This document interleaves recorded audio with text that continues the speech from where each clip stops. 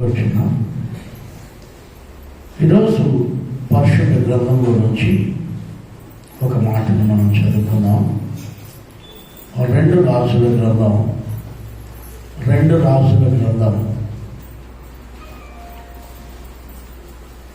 6వ అధ్యాయము 10వ వాక్యాన్ని మనము ధ్యానం చేస్తాం.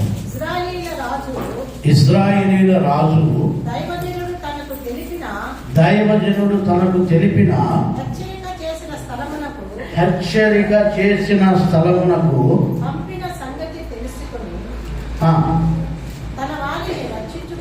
చూడండి, ఒక దేశపు రాజు దైవజనుడు చెప్పింది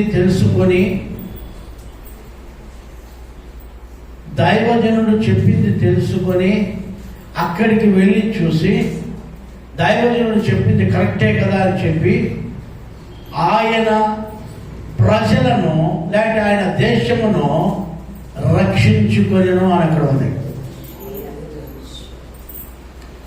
ఒక దేశపు రాజు దైవజనుడు చెప్పినట్లు విని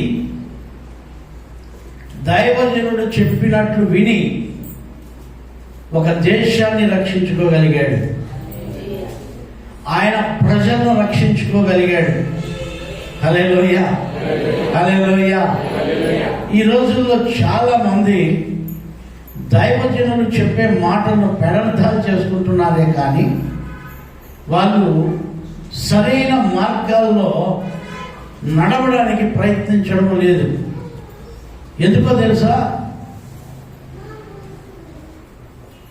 ఎందుకు పెడర్థాలు చేసుకున్నారంటే ఈ రోజుల్లో ఎక్కడ చూసినా వాక్యాలు చెప్తున్నారు.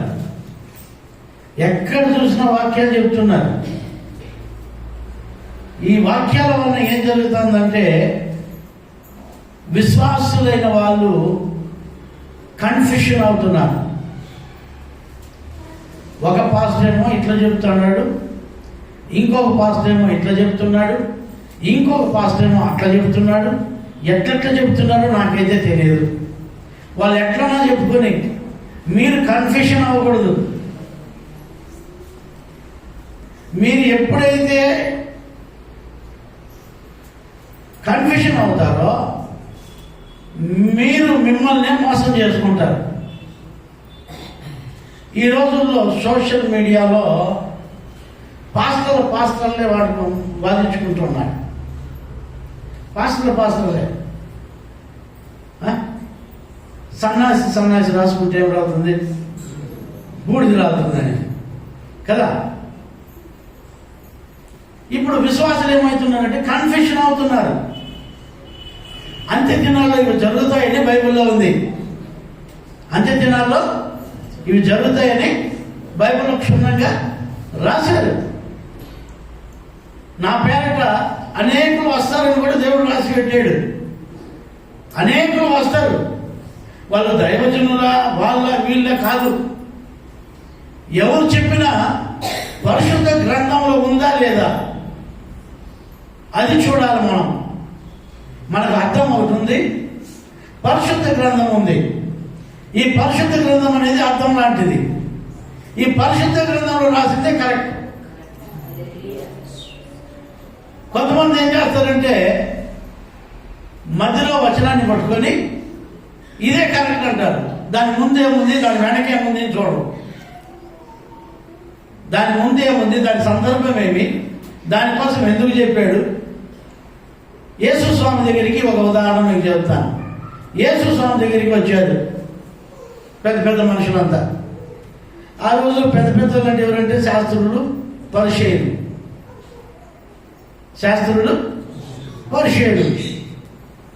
యేసు స్వామి దగ్గరికి వచ్చారు. ఇంకా చాలా మంది వచ్చారు, యూదులందరూ వచ్చారు. అయ్యా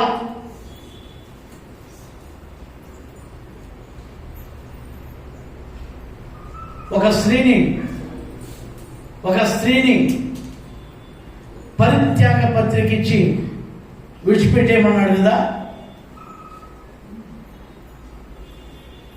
అంటే దాన్ని ఏమంటారు, విడాకులు ఇచ్చి విడిచిపెట్టేమన్నాడు కదా మన పెద్ద మోషే, మన పెద్ద మోషే చెప్పాడు కదా. కాబట్టి మేము అట్లే చేస్తాము. మాకు నచ్చినప్పుడంతా, కొత్తది కావాలనుకున్నప్పుడంతా, అంటే కొత్త భార్య కావాలనుకున్నప్పుడంతా పాత భార్య బిడాకి ఇచ్చేసి కొత్త భార్యను తెచ్చుకుంటున్నాము అని యేసు స్వామికి చెప్పారు.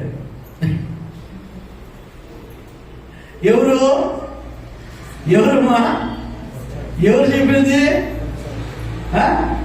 అంత పెద్ద మనుషులే, అంత పెద్ద మనుషులే. ఎందుకంటే మోషే మాకు రాసి ఇచ్చాడు అంటున్నారు వాళ్ళు. మోషే మాకు రాసి ఇచ్చాడు. యేసు స్వామి అంటాడు, నేను మోషే కంటే గొప్పవాడిని అంటాడు, నేను మోషే కంటే ముందున్నవాడిని అంటాడు. అది పట్టించుకోరు వాళ్ళు. మోషే మాకు రాసి ఇచ్చిందే కావాలా? ఎందుకంటే ఇది బాగుంది అనుకోలేక ఏ పెళ్ళం వదులు పెట్టి దాన్ని విడాకులు ఇచ్చేసేది, తరిమేసేది, ఇంకో పెళ్ళం చేసుకునేది. అంటే మీకు అర్థమయ్యేదానికి ఈ ఉదాహరణ చెప్తున్నాను నేను. సరే, వాళ్ళు దాన్ని పట్టుకొని ఊగులాడుతున్నారు. దేన్ని పట్టుకొని? మోషే చెప్పాడు నీవు విడాకులు ఇచ్చేయచ్చు అని. కాబట్టి మేము ఏం చేస్తున్నామంటే 6 నెలలకు ఒకసారి, సంవత్సరానికి ఒకటి, 3 ఏళ్ళకి ఒకటి, 4 ఏళ్ళకి ఒకటి మారుస్తున్నాము. 3 ఏళ్ళకి ఒకటి, 4 ఏళ్ళకి ఒకటి మారుస్తున్నామయ్యా. ఎందుకంటే మా తండ్రి, మా పితరుడు, మా పెద్దోడు మోషే మాకు రాసి ఇచ్చేసాడు, మాకు రాసి ఇచ్చేసాడు. కాబట్టి మేము దాన్ని ఫాలో అవుతున్నాం అంతే అని 2024 సంవత్సరాల ముందు యేసు స్వామికి చెప్పారు ఈ విషయాన్ని. అప్పుడు యేసు స్వామి ఏమన్నాడంటే, నాయన ఆది నుండి కూడా ఏమేమి చెప్పాలి మీరు? అయ్యో నిద్రపోతున్నాడంటే మన రారు గుడికి ఏం చేసింది?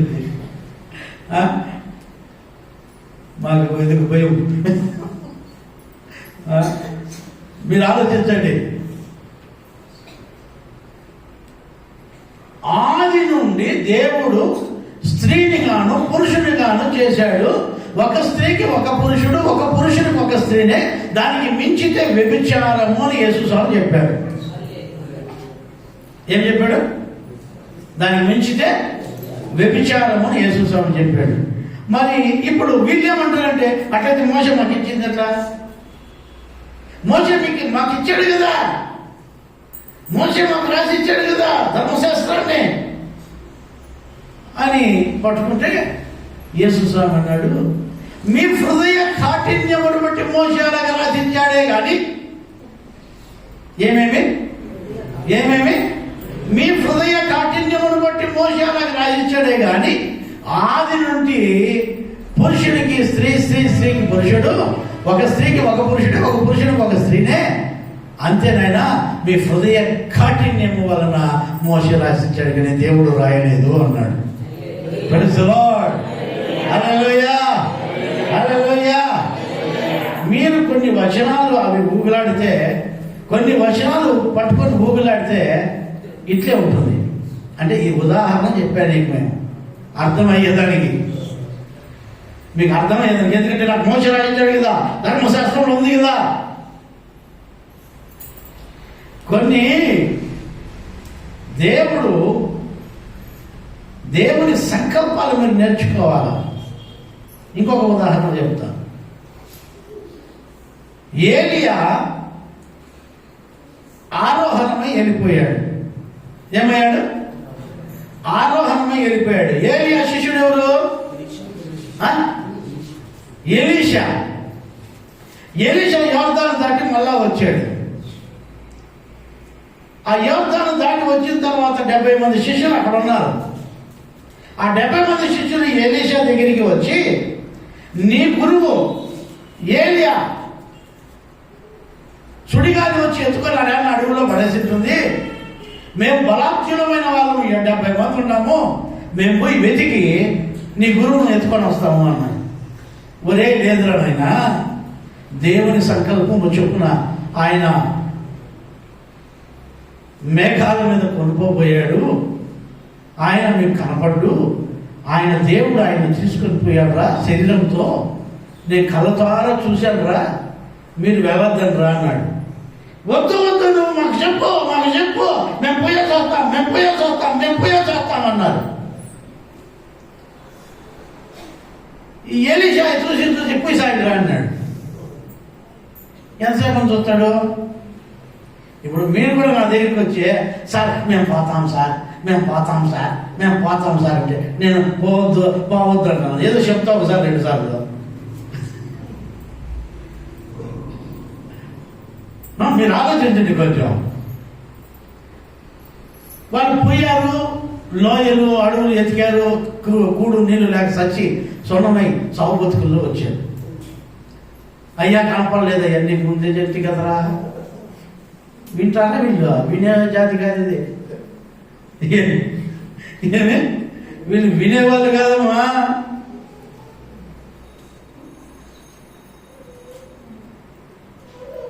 ఇట్లాంటివి మీకు ఉదాహరణ నేను మీకు అర్థమయ్యేదానికి మీకు చెప్తున్నా.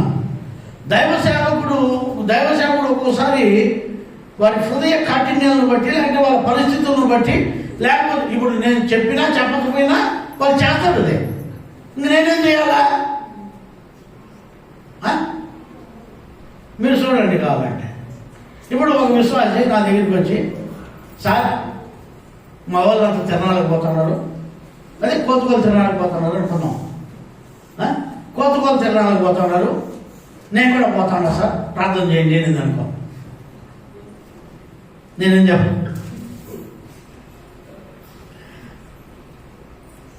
చెప్పాలా? పోద్దామా అంట.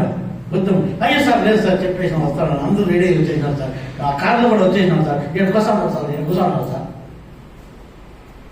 అని అన్నాను. వద్దమ్మా అంట. సార్ అట్లా కాదు సార్ గొప్పమ్మా అంట. అంతే కదా? అంతేనా కాదా? ఇంకేమంటాను నేను? ఏం చెప్పాలి మీకు? ఆ రోజు మోసే కూడా చేసింది అదే. ఒరే వద్దురా, దేవుడు చెప్పింది ఒక బాధ ఏమైనా అట్లా చెప్పు, యాదవుడు చెప్పు, అదే సరిగ్గా కూర చేయదా, అదే సరిగ్గా కట్టు పెట్టలా, అది సరిగ్గా చేతలు చేయదా, అది నచ్చలా నాకు, వేరేది కావాలి నాకు. ఏది కూరలో ఉప్పేది దానికి, కట్నం చాలా దానికి, ఎట్లా? అప్పుడంతా పిల్లలు మార్చుకుంటాడు అలా.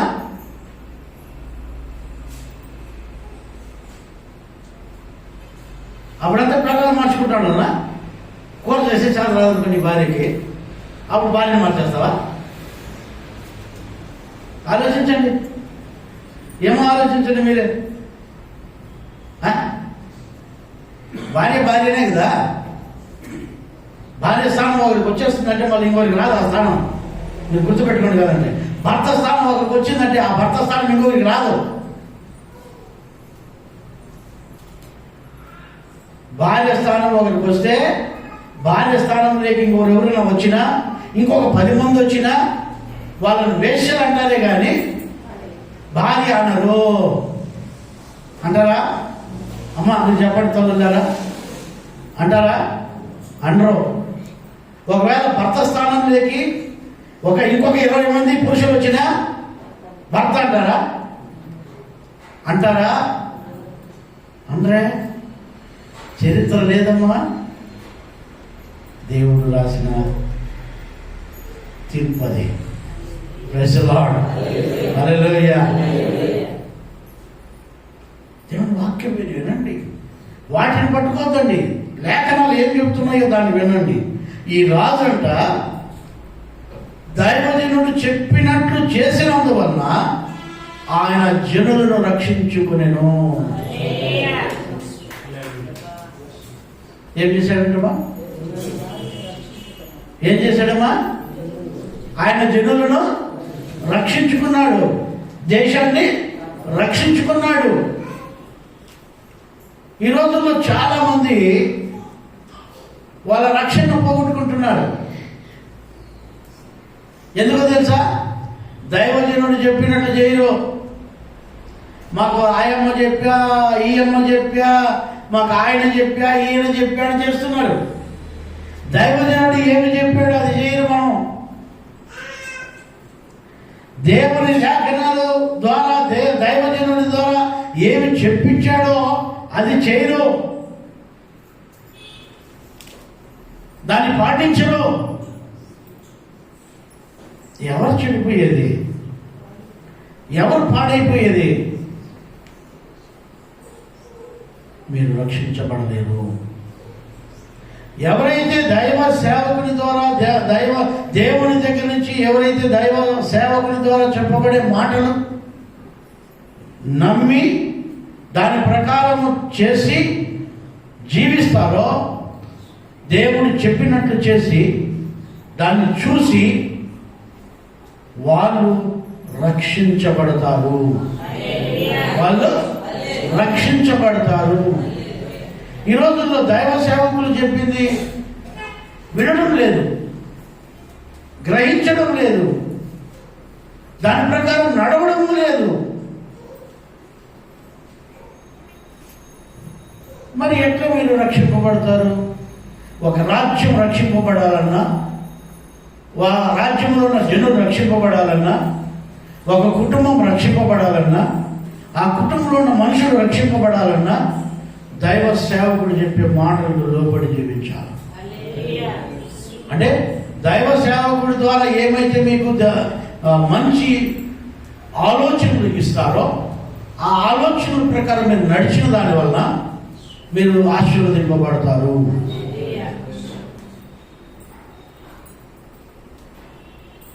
రాష్ట్రకి ఏం చెప్తారంటే పాస్టర్ కొనుగోలు తినాలి బొమ్మని తెలుసురా నీకు? పాస్టర్ చెప్పింది కొనుగోలు తిన్నాడు బొమ్మనే అది పోయా కుడికాలి నీ పోయా. అయ్యో, పాస్టర్ దగ్గర ప్రార్థన చేసుకుని కూడా పోతే ఎలీషా చెప్పిన బొమ్మనే ఆయన అడుక్కున్నాడు, బతిమాలతో ఇదేమో కర్మరా నాయన, నేను ఇప్పుడే విసిగిపోయినా పోరాప అని చెప్పినాడు. వాళ్ళు పోయి చచ్చి తన కాళ్ళు చేతులు మొదలు పట్టుకొని వచ్చినారు. ఎవరు నష్టపోయింది? మీరే కదా. కష్టపడింది ఎవరు? మీరే కదా. దైవజనుడు చెప్పినప్పుడు వింటే నిజంగా సురక్షితంగా మనం ఉంటాం కదా. ఆ రాజు కూడా దైవజనుడు చెప్పినట్టు వెనకన్నా ఉన్నట్టే ఆయన జనులను కాపాడుకోలేడు, ఆయన రాజ్యాన్ని కాపాడుకోలేడు, ఆయన రాజ్యాన్ని కూడా కాపాడుకోలేడు. మీ ఆత్మను మీరు కాపాడుకోలేరు, మీ రక్షణను మీరు కాపాడుకోలేరు, మీ విశ్వాసాన్ని మీరు కాపాడుకోలేరు. ఎవరైతే దైవజనుడు చెప్పినట్లు నడుస్తారో, ఎవరైతే దైవజనుడు చెప్పిన మాట ప్రకారం జీవిస్తారో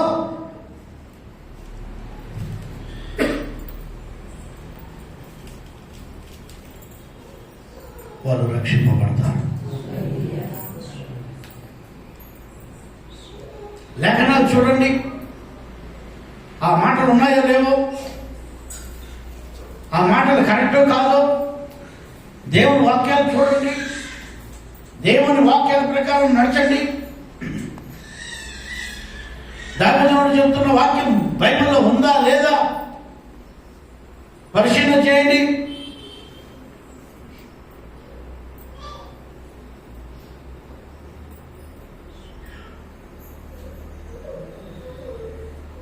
మనలో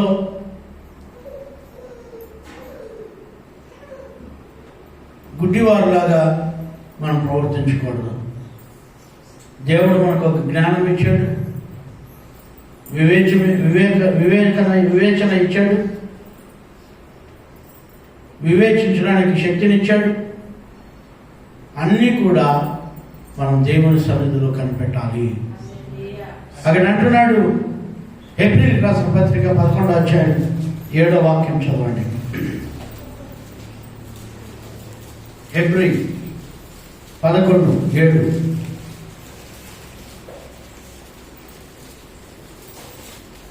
అక్కడ రాస్తున్నాడు, విశ్వాసమును బట్టి నోవాహు అది వరకు చూడని సంగతులను గూర్చి దేవుని చేత హెచ్చరింపబడి అక్కడ దైవ సేవకుల చేత హెచ్చరింపబడి ఒక రాజ్యాన్ని కాపాడుకున్నాడు, ఆయన ప్రజలందరినీ కాపాడుకున్నాడు.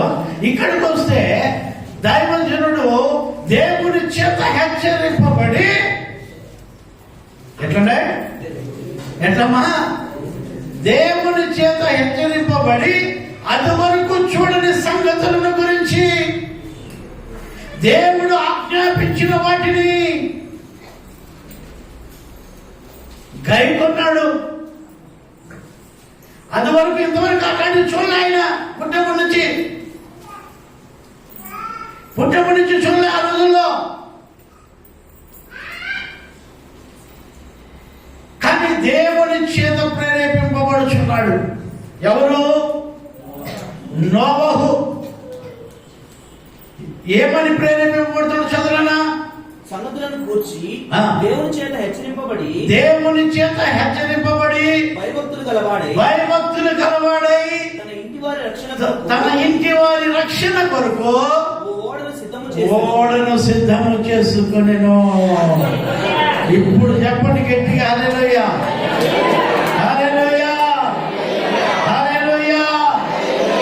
దేవుడు చెప్పిన సంగతులను గురించి, దేవుడు ఆజ్ఞాపించిన ఆజ్ఞలను గురించి ఆయన భయభక్తులు గలవాడై దేవుని నమ్మి విశ్వాసముతో ఆయన కుటుంబాన్ని కాపాడుకోవడానికి ఒక ఓడను కట్టుకొనెను.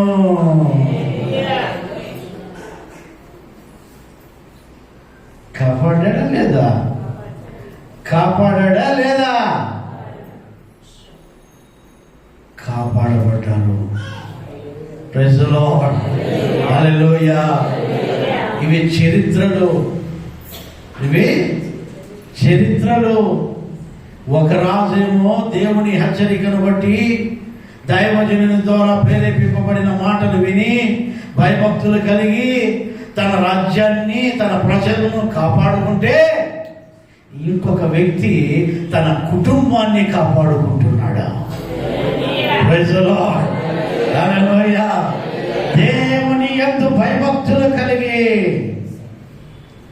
దేవుని ఆజ్ఞలకు లోబడితే నీ కుటుంబాన్ని కట్టుకుంటావు, నీ జీవితాన్ని కట్టుకుంటావు, నీ బ్రతుకును కట్టుకుంటావు.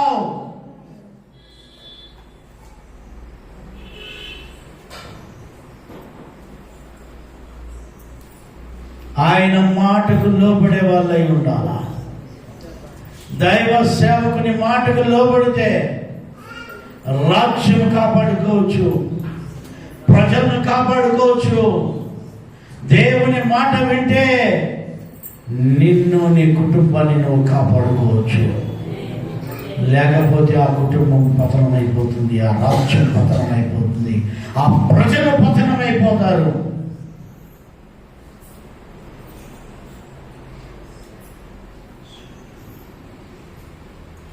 దేవుని మాట వినాలి, దేవుని మాట ప్రకారం జీవించాలి. ఈ రోజుల్లో ఎందుకో విశ్వాసులు దైవ సేవకుడు చెప్పే మాటలకు లోపడలేకపోతున్నారు. కొంతమంది లోపడలేమో ఆశీర్వాదాలు వెంబడి ఆశీర్వాదాలు పొందుతూనే ఉన్నారు. లోపడిన వాళ్ళు ఇంకా ఈది లెక్కాల్సిందే, వాళ్ళు ఇంకా రచన ఎక్కాల్సిందే, వాళ్ళు ఇంకా అన్నీ చేయాల్సిందే. వాళ్ళు ఎందుకంటే వాళ్ళు కాపాడుకోలేరు. ఇంకా ఏం చేయలేరు, కాపాడుకోలేరు. వాళ్ళ భార్యను వాడు కాపాడుకోలేడు, వాడి బిడ్డను వాడు కాపాడుకోలేడు, ఆమె భర్తను ఆమె కాపాడుకోలేదు, ఆమె బిడ్డను ఆమె కాపాడుకోలేదు. ఎందుకో తెలుసా? దైవ సేవకుని మాట, దేవుని మాట వినలేదు కనుక. మనం వింటే కాపాడుకుంటాము. Praise the lord. మనం వింటే మనల్ని మనం కాపాడుకుంటాము, అనేకులను కాపాడుతాం. ప్రైజ్ ది లార్డ్, హల్లెలూయా. ఈ రోజుల్లో చాలా మంది దేవుని మాట వినలేకపోతున్నారు, దాని ప్రకారం నడవలేకపోతున్నారు, దాని ప్రకారం కట్టుకోలేకపోతున్నారు వాళ్ళ జీవితాలు.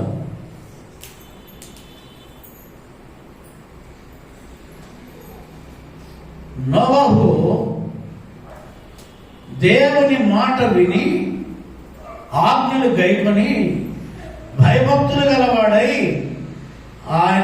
కుటుంబీకుల కోసం రక్షించుకున్నాడంట. రక్షించుకున్నాడా లేదా? రక్షించుకున్నాడు. అక్కడి నుంచి వచ్చిన జనరేషనే మనమంతా. ఆ నోహు దగ్గర నుంచి వచ్చిన జనాలే. ఆదాము నుంచి వచ్చిన జనరేషన్ అంతా భూమిలో కొట్టుకొని వెళ్ళింది. ఆ రోజు అంతా అందరిని చంపేసాడు దేవుడు. మళ్ళీ అక్కడి నుంచి వచ్చిందే ఈ సంతానం అంతా, ఈ బూదిగంతల వరకు.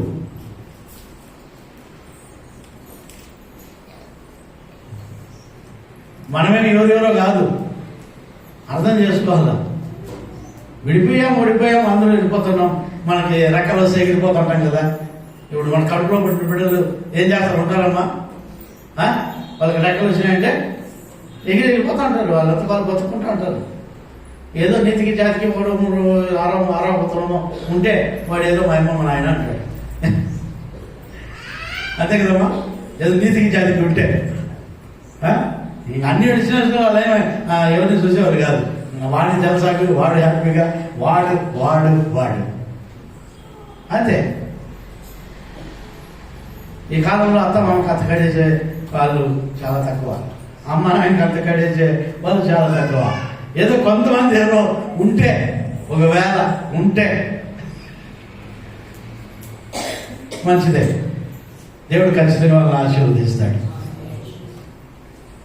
నేను ఎందుకు ఈరోజు మీకు చెప్తున్నానంటే, దేవుని వాక్యం మీరు వినండి. ఆయన కాపాడుకున్నాడంట. ఎవరిని? ఆయన కుటుంబీకులు కాపాడుకున్నాడంట. ఎందుకు? దేవుని ఆజ్ఞలకు లోబడినందువలన, దేవుని మాటలకు విధేయత చూపించిన దానివలన, దేవుని మాట ఎందుకు భయభక్తులు కలిగి ఉన్నందువలన ఆయన కుటుంబాన్ని కాపాడు. రాజుకు చెప్తే ఆ రాజు దైవ సేవకుడు చెప్పిన మాటకు లోబడి భయభక్తులు కలిగి ఆయన జనులను ఆయన కాపాడుకున్నాడు. ఆయన జనులను ఆయన కాపాడుకోగలిగాడు. ఈ రోజుల్లో మీరు కాపాడుకోలేకపోతున్నారు. కనీసం నీ భార్యను నువ్వు కాపాడుకో, నీ భర్తను నువ్వు కాపాడుకో.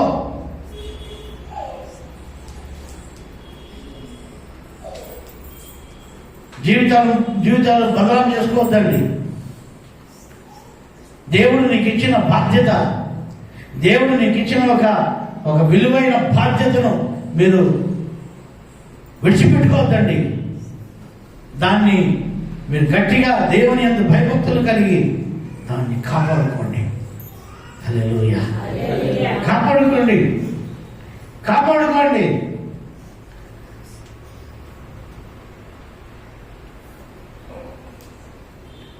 నువ్వు నీ భార్యనే కాపాడలేకపోతే, నువ్వు నీ భర్తనే కాపాడుకోలేకపోతే ఏం జీవితం ఇది? ఆలోచించండి. విలువైనది భార్య భర్తలేమా? విలువైనది భార్య భర్తలే. పిల్లలు పుడతారు, వాళ్ళు పెద్దలు అయిపోయిన తర్వాత వాళ్ళ ఇష్టానుసారంగా వాళ్ళు జీవించాలని ప్రయత్నిస్తారు. మీకు అర్థమవుతుందా? వాళ్ళ ఇష్టానుసారంగా జీవించాలని ఇష్టపడతారు. ఒకవేళ వాళ్ళు భక్తిలో రావచ్చు, భక్తిలో లేకపోవచ్చు, ఒకవేళ లోకంలో తిరిగేట్టుగా ఉండొచ్చు, లేకపోతే జీవితం వాళ్ళు ఎంతో హ్యాపీగా బతకాలనుకోవచ్చు. అర్థమైందా? స్వేచ్ఛానుసారంగా తిరగకూరిన వాడు వేరుండకూరువాడు అని బైబిల్లో ఉంది. వాడిని స్వేచ్ఛ ఎవడైతే కోరుకుంటాడో వాడు అమ్మ నాయన దగ్గర ఉన్నాడు. వాడు వేరుగా ఉండి వాడు స్వేచ్ఛగా బతకాలని చూస్తాడు. వాడికి స్వేచ్ఛ ఉండాలి. భార్య దగ్గర ఉండడు, భర్త దగ్గర ఉండదు.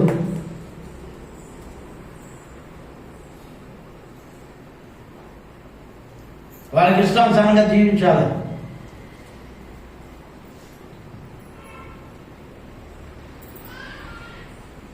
ఆలోచించండి.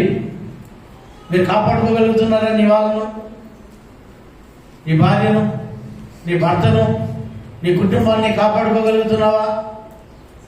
ఒకసారి ఆలోచించండి. కొంతమంది దైవ సేవకుల మాటలు వినరు. వాళ్ళు వినరు. నేను ఆదివారం నేను చెప్పా, అయ్యా ఇట్లా చేయకూడదు, అట్లా చేయకూడదు, అంతే. ఈరోజు ఆబ్సెంట్. ఒకడు ఉంటాడా?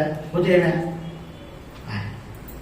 ఏమే మేమేం పోతే ఏమే పోవా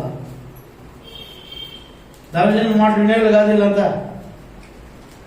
దైవజనుడు వాళ్ళు చెప్పింది తినాల. మా ఇంటికి ప్రార్థించి జై వస్తాడమ్మా అని చెప్పాలి. మాకు జ్వరం వచ్చింది ప్రార్థన జై చేస్తాడమ్మా.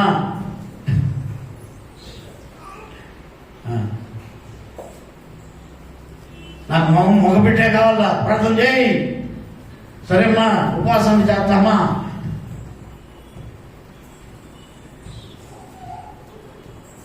దైవ సేవకుని మాటలు వినేవాళ్ళు కాదు ఇల్లు. దైవ సేవకుడు బాగా చెప్పినట్లు దైవ సేవకుడు వినాలని కోరుకునేవాళ్ళు ఇల్లు.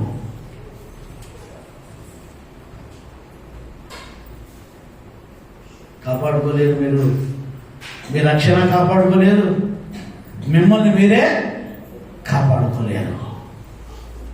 ఈ పొద్దు అదే ఒకటి అంటాడు, నాకు తాగేసి రోడ్లో తాగేస్తాడు, తాగేసి వస్తాడు సాయంత్రం అయితే 10 వరకు 10 నుంచి సాయంత్రం 5 వరకు కనపడ్డు.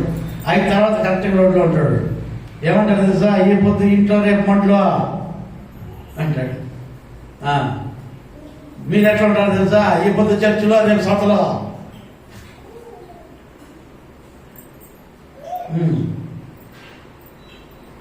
ఈ పొద్దు చర్చిలో రేపు మీ దగ్గర ఏడో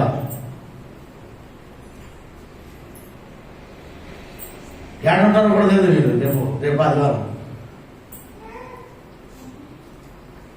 ఏడుంటారో నేను చెప్పను. చెప్తే మళ్ళీ కోపం వచ్చేసింది గొంతు కాటికి. మా కోసమే చెప్పినాడు, ఏమే మా కోసమే చెప్పినాడు.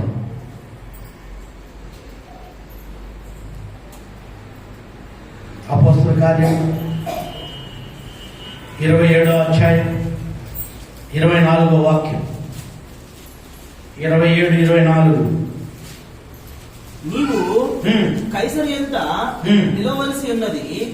ఇదిగో నీతో కూడా ఓడలో ప్రయాణమైపోవచ్చున్న వారందరినీ దేవుడు నీకు అనుగ్రహించి ఉన్నాడని నాతో చెప్పాను. ఆయన రోమాకి వెళ్తున్నాడు కైసర్ దగ్గరికి. ఎవరు? పౌలు గారు. అప్పుడు పరిశుద్ధాత్మ దేవుడు పౌలు గారికి చెప్తున్నాడు, నాయనా నువ్వు ఇక్కడ ఎట్లయితే నాకు సాక్షిగా నిలబడ్డావో యెరూషలేములో, రోమాలో కూడా కైసర్ దగ్గర నువ్వు నాకు సాక్షిగా నిలవాలి. ఇప్పుడు ఈ ఓడలో ఉన్న వాళ్ళందరినీ నీ చేతికి అప్పగిస్తాను నాయన అన్నాడు. నువ్వే కాపాడాలి వాళ్ళని అన్నాడు దేవుడు. ఎందుకంటే ఆ ఓడ సముద్రం మధ్యలోకి పోయింది, బద్దలైపోయింది. ఏమైపోయింది? ఆ ఓడ ఏమైపోయింది? బద్దలైపోయింది. ఓడ ఎక్కడ ముందే పరిశుద్ధాత్మ దేవుడు చెప్తున్నాడు, వీళ్ళకందరినీ నీ చేతికి అప్పగిస్తున్నాను, వీళ్ళని నువ్వే కాపాడు. హల్లెలూయా, హల్లెలూయా, హల్లెలూయా. పౌలు గారు వాళ్ళందరినీ కాపాడుతున్నాడయ్యా. దేవునికి స్తోత్రం. Praise the Lord. దేవుని చేతికి, దేవుని సేవకుల చేతికి ఎంతమంది అయితే అప్పగింపబడతారో వాళ్ళందరూ కాపాడబడతారు. వాళ్ళందరూ కాపాడబడతారు. కొంతమంది ఉందా, దేవుడు దైవ సేవకుని దగ్గరికి అప్పచెప్తారు. అప్పచెప్తే వాళ్ళు ఏం చేస్తారు తెలుసా, దైవ సేవకుని చేతుల్లో కూడా పెట్టుకోండి బాధ. ఒరే ఒరే నెలే ఒరే ఇంక పరిగెత్తు ఏం చేస్తాము అట్లా వాళ్ళే అలా ఏం చేస్తాం లేకపోతే. ఇప్పుడు మా జాలి ఉంది, ఒకటి జాకీ ఉంటుంది, జాలి ఉంటుంది. ఎప్పుడెప్పుడు గేట్ తీస్తూ ఉంటారు అని ఉంటుంది. అది ఎవరైనా పొరపాటున గేట్ తీసినారంటే ఒకటి ఇట్ట పరిగింది, ఒకటి అక్కడ పరుగుతుంది. వాటి అడిగితే మేము పరిగెత్తామా? ఇప్పుడు పౌలు గారి దగ్గరికి ఆ ఓడలో ఉన్న వాళ్ళందరినీ కూడా దేవుడు ఇచ్చాడు. చివరికి వాళ్ళు సముద్ర ప్రయాణంలో లాస్ట్కి పౌలు గారిని చంపేయాలని చూశారు. పౌలు గారిని చంపాలని చూశారు వాళ్ళు. పౌలు గారు భయపడలేదు. నా సహోదరులారా, నా దేవుడు మిమ్మల్ని అందరినీ నా చేతికి అప్పగించాడు. మీ తలలో ఉన్న ఒక వెంట్రుకు కూడా కింద పడదు. పౌలు గారు చెప్తున్నారు అన్నమాట. నా మాట నమ్మండి, సంతోషంగా భోజనం చేయండి. మీ తలలో ఉండే వెంట్రుక ఒకటి కూడా కింద రాలదు. నేను మిమ్మల్ని కైసర్కు తీసుకొని పోతాను, రోమాకు నేను తీసుకొని పోతాను అంటున్నాడు. ఎందుకు తెలుసా? దేవుడు అప్పచెప్పాడు వాళ్ళని. ఆ ఓడలో ఉన్న వాళ్ళందరినీ దేవుడు అప్పచెప్పాడు పౌలుకి. వాళ్ళందరూ కూడా పౌలు మాట లోపడ్డారు పౌలుకి. మొదట్లో కంగారు పడ్డారు కానీ, మొదట్లో తొందరపడ్డారు కానీ, అయితే పౌలు గారు ఒక దైవజనుడిని గ్రహించి వాళ్ళ జీవితాలు దేవుని పౌలు గారు చెప్పినట్లు నడవడం ప్రారంభించారు. పౌలు గారు చెప్పినట్లు నడవడం ప్రారంభించారు. నేను ఈరోజు మీకు చెప్తున్నాను, దైవ సేవకునికి జనులను అప్పచెపుతాడు దేవుడు. ఎవరైతే దైవ సేవకుని మాట వింటారో వాళ్ళు రాజులైనా సరే, వారు సామంతులైనా సరే, వారి నోబులైనా సరే, లేకపోతే నువ్వైనా సరే, ఎవరైనా సరే, దైవ సేవకుని మాట వింటే మిమ్మల్ని మీరు కాపాడుకుంటారు. మీ జీవితాలు కాపాడబడతాయి.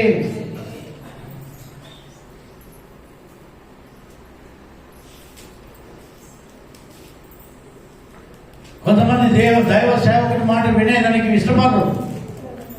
ఏంది ఆయన చెప్పేది, ఏంది వాళ్ళు చెప్పేది, నాకు నా ఇష్టం వచ్చినట్టు జీవిస్తా, నా ఇష్టం వచ్చినట్టు బతుకుతా. ఒక ఆయన అంటాడంట, ఒక ఆయన అంటాడు, ఏది పాలతో కూర్చోండి అంటాడు, లేయింది అంటాడు, ఏదో వాక్యం చెప్పి పంపించంట. ఎట్లంట కూర్చోండి అంటాడు, లేయింది అంటాడు. ఏమి లాజిక్ రా నాయన అనేది.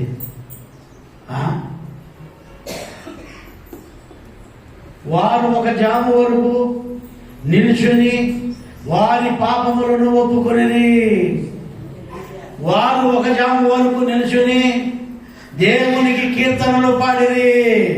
వారు ఇంకొక జాము వరకు నిల్చుని వారు ఆయన ధర్మశాస్త్రమును చదివిరి.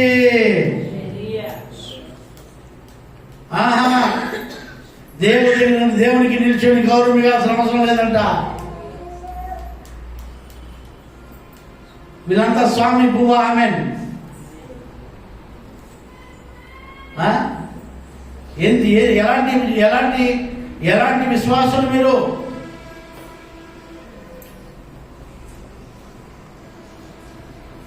మనం దేవుని ఆరాధించే సమయంలో ఆరాధించాలి, దేవుని కీర్తించే సమయంలో కీర్తించాలి, దేవునికి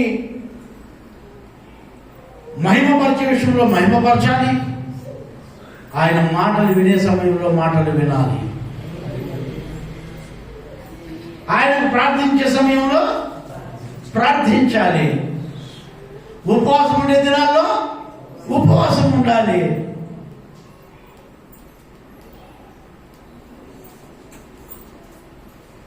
దేవుడు అప్పచెప్పాడు పౌలు గారికి. నా దేవునికి ప్రేమైన వాళ్ళరా, దేవుడు అప్పచెప్పిన వాళ్ళు ఎవరైతే దైవ సేవకుడికి ఆ పౌలు గారికి లోబడి పౌలు గారి మాట విని ఎవరైతే వాళ్ళందరూ కూడా సురక్షితంగా బ్రతికి బయటపడ్డారు. హల్లెలూయా. ఏది ఆ ఓడ బద్దలైపోయినా కూడా, ఎట్లండి, ఆ ఓడ బద్దలైపోయినా కూడా వాళ్ళు సురక్షితంగా ఉన్నారు, వాళ్ళు క్షేమముగా ఉన్నారు. దేవుని వాక్యం వింటున్న మీరు ఎవరైనా సరే మిమ్మల్ని మీరు రక్షించుకోవాలంటే దేవుని మాటలకు లోబడి భయభక్తులతో వినాలి, దాని ప్రకారం జీవించాలి, దాని ప్రకారం బ్రతకాలి. అప్పుడే దేవుడు నిన్ను ఆశీర్వదిస్తాడు. మత్తయి సువార్త 3వ అధ్యాయం 7వ వాక్యం చదువులో సార్. అతడు పరిశీలనలోను సద్దుకైలలోను అనేకులు బాప్తిసం పొందవచ్చుట చూచి సర్ప సంతానమా రాబో ఉగ్రతను తప్పించుకున్నటకు మీకు బుద్ధి చెప్పిన వాడెవడు? మీకు బుద్ధి చెప్పేవాడు ఆయన. ఏది బాప్తిసం తీసుకునేదానికి వచ్చారంట యోహాన్ దగ్గరికి. యోహాన్ గారు అంటారు, ఒక సర్ప సంతానమా, రాబోయే ఉగ్రత నుంచి తప్పించుకోవడానికి మీకు బుద్ధి చెప్పేవాడు ఎవరు అంటే, రాబోయే ఉగ్రత ఉందయ్యా, ఆ ఉగ్రత నుంచి తప్పించుకోవడానికే దేవుడు మనకు బుద్ధి చెప్తాడు. ఇప్పుడు మీకు అర్థమైందంటే, ఆడ తప్పించుకోవడానికే ఆ రాజుకు దేవుడు చెప్పింది.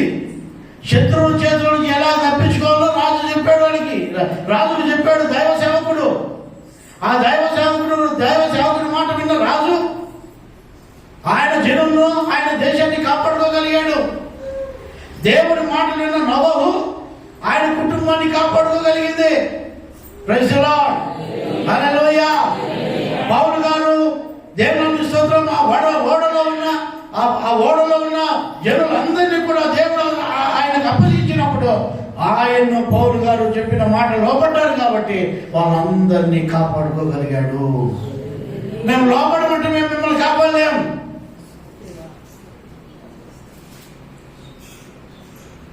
మేము లోపడము, నీ మాటకు మేము లోపడమంటే మిమ్మల్ని కాపాడేది అసాధ్యం.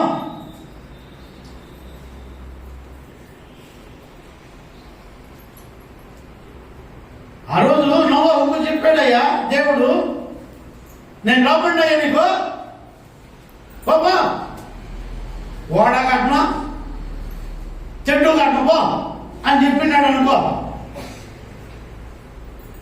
నోవహు. ఏమైంది నోవహు కొడుకులు కోడలు భార్య ఏమైంది చెప్పండి? అందరితో పాటే చచ్చిపోయిందిలో. ఆయన దేవుడి మాటకు లోబడి, ఆజ్ఞలకు లోబడి, ఆయన యందు భయభక్తులు కలిగి దేవుడు చెప్పినట్టు చేసుకున్నాడు కాబట్టి ఆయన కుటుంబాన్ని కాపాడుకోగలిగాడు. ప్రైజ్ ది లార్డ్, హల్లెలూయా, హల్లెలూయా. ఈ యోహాను బాప్తిసం ఇచ్చి యోహాను భక్తుడు అంటాడే, నాయనా రాబోయే ఉగ్రత నుంచి మిమ్మల్ని ఎవడు తప్పిస్తారా? ఒరే సర్ప సంతానమా, రాబోయే ఉగ్రత నుంచి తప్పించడానికి మీకు బుద్ధి చెప్పేవాడు ఎవడు? ఆ రాబోయే ఉగ్రత ఏంటో తెలుసా? దేవుని ఉగ్రత, అగ్నిగుండం, నరకం.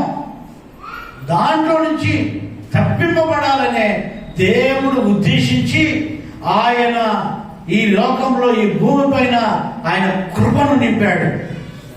ఆయన కృపను నింపాడు. రెండవది, ఆయన న్యాయాధిపతులను పెట్టాడు, రాజులను పెట్టాడు, అధిపతులను పెట్టాడు. చివరికి ఆయనే వచ్చాడు. ఆయనే వచ్చి కూడా మళ్ళీ ఆయన శిష్యులను నియమించాడు, మళ్ళీ ఆయన సేవకులను నియమించాడు. ఇది చివరిది, ఇది చివరిది. ప్రవక్తలను నియమించాడు,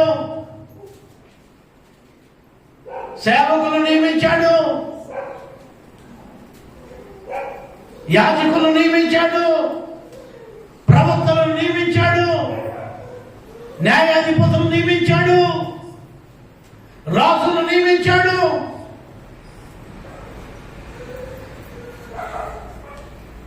చివరికి సువార్థికులను నియమించాడు.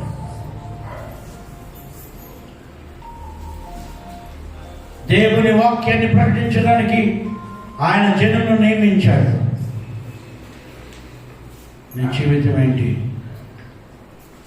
ఒకసారి ఆలోచిస్తావా? ఒకసారి జీవిస్తావా? దేవుల్లో ఆయన యందు భయభక్తులు కలిగి జీవిస్తావా? ఆయనలో జీవిస్తావా? ఈరోజు ఆయన నిన్ను పిలుస్తున్నాడు. యోహాను భక్తుడు అన్నాడు, రాబోయే ఉగ్రతలో నుంచి తప్పించుకోవడానికి మీకు బుద్ధి చెప్పేవాడు ఎవడు? ఓ సర్ప సంతానమా, ఆ రోజు బుద్ధి చెబితే వాళ్ళు రాజ్యాన్ని కాపాడుకున్నాడు, ఆయన కుటుంబాలను కాపాడుకున్నాడు, వాళ్ళ జనులను కాపాడుకున్నారు. మరి చివరి దినాల్లో మిమ్మల్ని కాపాడే వాళ్ళు ఎవరు?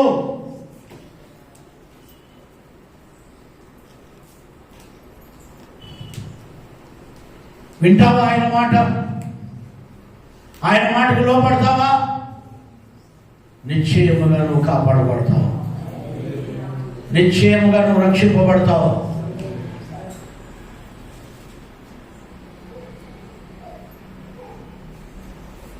మనకు బుద్ధి చెప్పేవాళ్ళు ఉండాలండి. చెప్పేవాళ్ళు లేక చెడిపోయే వాళ్ళు ఎంతోమంది ఉన్నారు. చెప్పేవాడు దొరికినప్పుడు నిజంగా మీ జీవితాలు ధన్యంగా మారుతాయి. బుద్ధి చెప్పేవాళ్ళు కావాలి మనకి. బోధ తినిపించే వాళ్ళు ఎట్లా కావాలనో బుద్ధి చెప్పేవాళ్ళు కూడా కావాలి మనకి. బోధ తినిపించేవాడు చిన్నప్పుడు బోధ తినిపించకపోతే చచ్చిపోతాం. మనకు బోధ తినాలని తెలియదు, దొరికిన మొన్ను మట్ర అంతా నాకేసి చచ్చిపోతాం చిన్నప్పుడు. మా అర్థమైందా మీకు? మనం పువ్వే తినాలని మనకు తెలియదు కాబట్టి నోటికి దొరికిన పువ్వు, నోటికి దొరికిన మొన్ను చెదారంతా తినేసి ఏమైందమ్మా? మనం పువ్వు తినిపించేవాళ్ళు ఉండాలా, దాని తర్వాత బుద్ధి చెప్పేవాళ్ళు కూడా ఉండాలా. ఇద్దరు ఉండాలి మనకి. పుట్టినప్పటి నుంచి బుద్ధి చెప్పేవాళ్ళు లేకపోతే నిత్య నరకంలోకి కూర్చుంటాం. యోహాను భక్తుల దగ్గర మీకు బుద్ధి చెప్పేవాళ్ళు ఎవరు? ఏమంటున్నాడు చదవండి అన్నమాట. సర్ప సంతానమా, రాబో ఉగ్రతను తప్పించుకున్నటకు మీకు బుద్ధి చెప్పిన వాడెవడు? మారు మనసుకు తగిన ఫలము ఫలించుడి. మారు మనసు తగిన ఫలం ఫలించుడి. అబ్రహాము మాకు తండ్రి అని మీలో మీరు చెప్పుకున్న తలంచవద్దు. చూడండి, మీరు వినండి. అబ్రహాము, మీరు ఆలోచించండి. అబ్రహాముకు మా తండ్రి అని మీరు చెప్పుకుంటున్నారే, యేసు మాకు తండ్రి అని చెప్పుకుంటుందే, అబద్ధాలు ఇవన్నీ కూడా. అబ్రహాం పిల్లలు కావాలనుకుంటే రాళ్ళ వల్ల పిల్లలు పుట్టిస్తాడు. మీకు అర్థమవుతుందా? అబ్రహాం పిల్లలే కావాలనుకుంటే రాళ్ళ వల్ల కావాలంటే పిల్లలు పుట్టించగలరు. మేము ఏసాం పెట్టండి మీరు ఏమారిపోతండి. మీకు బుద్ధి చెప్పినప్పుడు లోబడి భయభక్తులు కలిగి మీ జీవితాలను కట్టుకోండి. హల్లెలూయా, హల్లెలూయా. మీ జీవితాలు కట్టుకోకపోతే ఏం ప్రయోజనం లేదు. చెడిపోయే రోజులు చాలా దగ్గర ఉన్నాయి. చెడిపోయే రోజులు చాలా దగ్గర పడ్డాయి. అంత్య దినాల్లో ఉన్నాం మనం. ఇప్పుడు అంత్య దినాల్లో ఉన్నాం. దుష్టుడు ఎవరిని మృంగుదనాన్ని కాసుకొని ఉన్నాడు. మనం చెడపడానికి, మన కుటుంబాలను చెడపడానికి, మీ జీవితాలను చెడపడానికి, మీ కుటుంబాల జీవితాలు చెడపడానికి, మిమ్మల్ని నవ్వుల పాలు చేయడానికి, మీ కుటుంబాలు రోడ్ల పాలు కావడానికి సాధారణుడు ఎంతో పన్నాగాలు పొందుతున్నాడు. వాడికి చోటు ఇవ్వద్దండి, వాడికి చోటు ఇవ్వద్దండి. భయపడండి. నోవహు దేవుని యందు భయభక్తులు కలిగి ఆయన కుటుంబీకులను కాపాడుకున్నాడు. మీరు కూడా దేవుని యందు భయభక్తులు కలిగి దేవుడు చెప్పిన మాటలకు లోబడి మీ కుటుంబాలను, మీ జీవితాలను కట్టుకోండి, కాపాడుకోండి. మత్తయి సువార్త 2:12.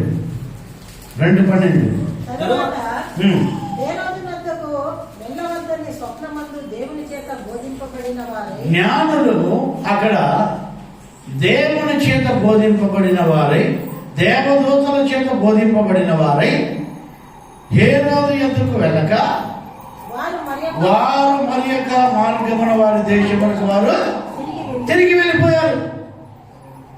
ఒకవేళ మాకు తెలీదా, మేము అట్లే పోతాం, మేము హేరోదు రాజు దగ్గర పోయి సెల్లుడు కొట్టి పలాని దగ్గర ఉన్నాడు యేసు అని చెప్పేసి మనం పోతామని పోయింటే ఫస్ట్ వాళ్ళ తరకాయలు లేపేసిండు యేసు. ఎవరు? హేరోదు. మీకు అర్థమైందా? ఈయన తప్పించేది దేవుడికి తెలుసు. ఒరే చైతాన్ని ఉన్నాడా, నువ్వు వెళ్ళిపో, ఐగుప్తికి వెళ్ళిపో అని చెప్పేసాడు దేవుడు ముందే. అర్థమవుతుందా మీకు? మీకు అర్థం కావాలి. జ్ఞానం అంటే వాళ్ళు తమాషా మనుషులు కాదు వాళ్ళు, జ్ఞానులు వాళ్ళు. అంత జ్ఞానులకు దూతలు బోధించడం ప్రారంభించాయి.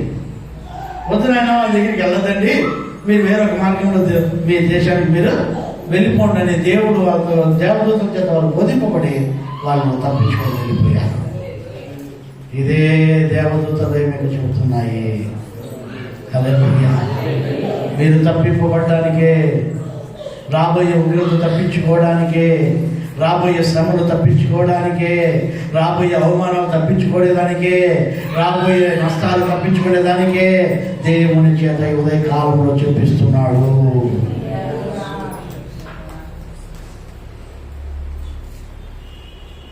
నువ్వు లోపడితే దేవుని ఆశీర్వదిస్తాడు. రక్షింపబడతావు, దీవింపబడతావు, కనికరింపబడతావు. ఆ జ్ఞానులు వాళ్ళే చదువులేని వాళ్ళు కాదు, గొప్ప జ్ఞానులే దూత చేత బోధింపబడి ఏ రోజు దగ్గరికి వెళ్ళక వేరొక మార్గంలో వాళ్ళ దేవుని దగ్గరికి బోధింపబడే వాళ్ళు కావాలి, బోధించే వాళ్ళు కావాలి, బుద్ధి చెప్పే వాళ్ళు కావాలి మనకి. హల్లెలూయా. బోధించే వాళ్ళు కావాలి మనకు.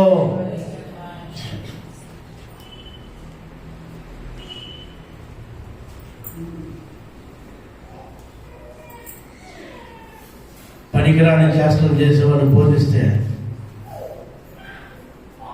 ఒక గుడ్డోడికి ఒక గుడ్డోడికి దారి చూపించాడు. స్పష్టంగా కనిపించేవాడికే గుడ్డోడికి దారి చూపిస్తాడు. మీరు గుడ్డోడిని నా మీ గుడ్డోడి వెనకంటే పోతామంటే మేమేం చేయలేము. హల్లెలూయా. వాడు గుంట్లో పడతాడు, వాడిని వెంబడించిన మీరు గుంట్లోనే పడతారు. దేవుడి వాక్యానికి లోపడండి, విధేయత చూపించండి, దేవుడు మన ఆశీర్వదిస్తాడు. అక్కడ వాక్యం చదువుతున్నాం. 2 దినవృత్తాంతములు 20:20. 2 దినవృత్తాంతములు 20వ అధ్యాయం 20వ వాక్యం.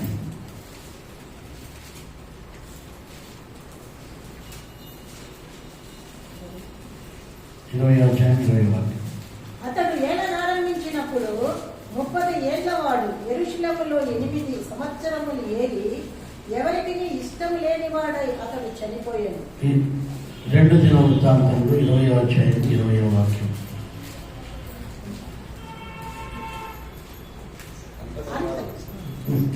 ఉదయమునే లేచి ఎక్కువ అరణ్యముకు వారు పోచుండగా యెహోషాపాతు నిలవబడి, యూదావారులారా, యెరూషలేము కాపురస్తులారా, నా మాటలు వినండి.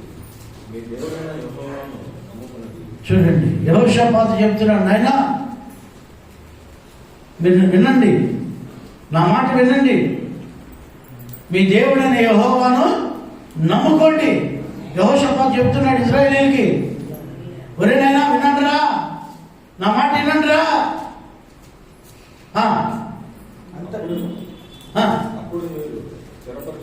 అప్పుడు మీరు స్థిరపరచబడతారు. ఎక్కడ? సంఘములో. అప్పుడు మీరు స్థిరపడతారు, కానీ లేకుంటే మీరు ఎక్కడా స్థిరపడలేదు.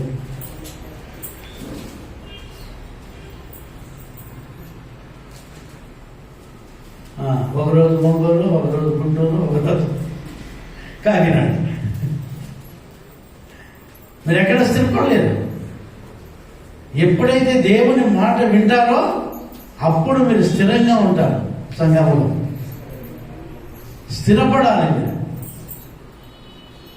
ఈ రోజుల్లో స్థిరపడే వాళ్ళు ఎంతమంది ఉన్నారండి? స్థిరపడాలి మనం. యెహోషాపాతు చెప్తున్నాడు, రే నాయనా ఏం చేస్తున్నారు మీరు నా మాట వినండి, మీరు దేవుని నమ్మండి, మీరు అప్పుడు స్థిరంగా ఉంటారు. మీరు అప్పుడు స్థిరంగా ఉంటారు. కొంతమంది స్థిరపడలేరండి. సంఘంలో స్థిరపడలేరు, ఒక ఇంట్లో స్థిరపడలేరు, ఒక దగ్గర స్థిరపడలేరు, ఒక ఊర్లో స్థిరపడలేరు. దేశ దిమ్మరులు. మనం స్థిరపడాలి. ప్రార్థన చేసుకున్నాం. కళ్ళు కళ్ళు మూసుకో.